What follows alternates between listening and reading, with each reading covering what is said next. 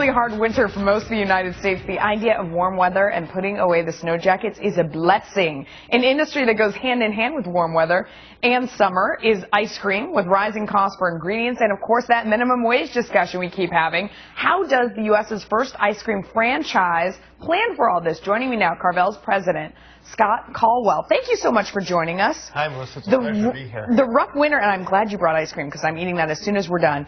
The rough winter, the cold winter has been rough on us. I bet it's been even tougher on you guys. Yeah, this winter's been very tough, Melissa. As a matter of fact, Technomics said that snow in the Northeast has been 270% higher than the average winter. So do people really not buy ice cream in the snow? They're freezing, they don't want it? I kind of want it no matter what, but I realize I might be alone in that. Yeah, the good news is people love ice cream anytime, and actually that per capita consumption is higher in cold weather climates than in warm climates, yes. Why?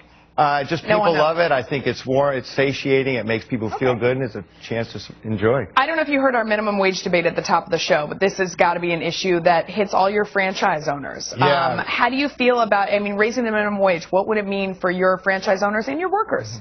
Well, we certainly want to make sure that our employees have fair wages. But for us, it's really difficult because a lot of our business is during the summer, and we bring in high school students and college students. And if minimum wage goes up too much, the risk that it's actually going to cut back on how many people. Is that real? Because our first guest says people really don't get fired when minimum wage goes up. We think it's real because either you have to raise prices or you've got to cut your labor. Can you raise prices right now? What's the economy like? We can raise prices moderately as long as we're delivering a great value to the consumers and great indulgent products. So maybe you can absorb the higher wage. You're saying you can raise prices. Well, just very, very minor, okay. Yeah. You have a lot of franchise owners, obviously.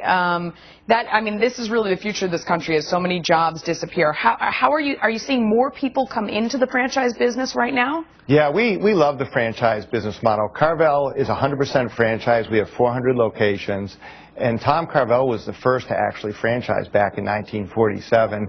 And what we're seeing is a lot of interest in franchising, and often it's referrals from our current franchise Can they get partners. the loan to get started, or is that really tough right now? Yeah, our shops don't cost too much to open, depending on the size and everything. And many of our franchise partners either do it out of their savings or family money, or they go to the Small Business Association and get loans. Real quick before you go, let me talk to you about the price of commodities, because milk accounts for 20% of your costs. I'm surprised it's not more than that. We've seen a big spike in the price of milk. How are commodity prices treating you guys right now? Well, certainly all dairy ingredients right now are up significantly. We were pretty fortunate because we were able to lock in sugar and other ingredients early on for this year, so we've been able to at least offset part of that cost. Okay. Thank you so much for coming on and bringing ice cream. We love it. Great. Thanks. Nice to see you.